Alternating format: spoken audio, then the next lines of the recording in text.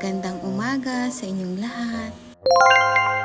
Pagkagising ko nga sa umaga ay tinatanggal ko nga tong harang para makita naman ni Autumn at ni Amber yung meron dun sa kusina. And at the same time, para pumasok yung sariwang hangin at hindi tayo kulob dito sa bahay. Although may mga pampabango naman tayo ng bahay, pero syempre mas maganda pa rin yung sariwa ng hangin ay pumasok sa loob ng bahay para mapalitan yung amoy. At dahil labahin nga yung diaper nitong dalawang boys ay pinunasan ko muna yung mga wiwi nila. At tingnan nyo naman si Maximo, napakalambing. Pag ganyan nga yung postura ng ating mga dogs ay saying of I love you yan. Ugali na ni Maximo ang ganito every morning saying of I love you at lagi kanyang aamoy-amoyin. Maraming nagtatanong bakit daw pinaglulutuan pa ng ulam, bakit daw binibigyan pa ng mga vitamins, at bakit daw pinapaliguan pa. Kumbaga lahat ng pag-concern o pag-care meron kang binibigay sa dogs. Sa totoo lang, kung sa tingin ng iba ay mga dogs sila, pero sa amin, ang tingin namin sa kanila ay pamilya. Sabi nga, iba ang dog lover at iba ang dog owner. Pag dog lover ka, ibig sabihin, ang tingin mo sa mga dogs or sa mga pets ay pamilya. Pero pag dog owner ka, ang tingin mo lang sa kanila ay tagabantay ng bahay. Kaming mga dog lover ay hindi makaalis ng bahay dahil syempre nag-aalala, walang magbabantay sa kanila.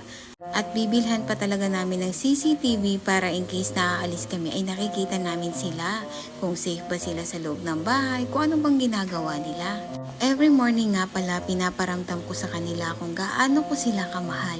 Isa-isa ko silang binabati at isa-isa ko silang kinakamusta. Nakakatuwa lang talaga na grabe yung loyalty sa atin ng mga dogs natin. Hindi man natin makuha sa ibang tao pero at least dito sa mga dogs ay pinapasaya nila tayo.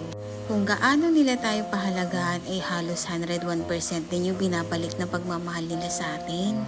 Nakakatuwa nga kasi kahit anong ipakita mo sa kanila ay talagang babalikan kanila ng napakaganda.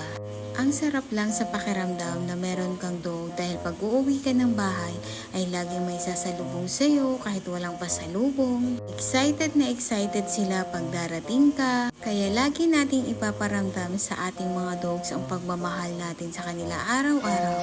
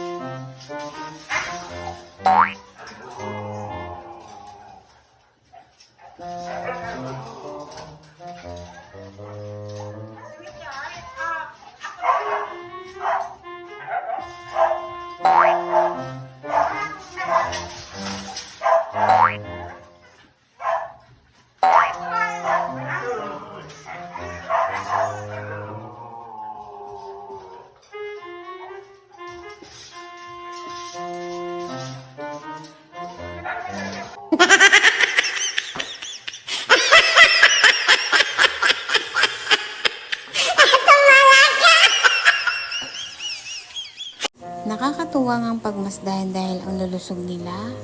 Ang ulam nga pala nila dyan ay pinakuloang malunggay. Bata pa lang sila ay talagang lagi na nilang ulam ang pinakuloang malunggay. Kahit araw-araw ngang ulam nila ay malunggay, walang problema sa kanila.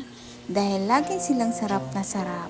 Laking tulong ng malunggay na to sa amin kasi simula nung pinakain namin sila ng malunggay ay hindi na sila nagkakasakit. Marami kasing benefits ang malunggay, mapatao man o mapahayo. Late ko na nga tong nalaman kung kailang wala ni si Perkins at si Milori.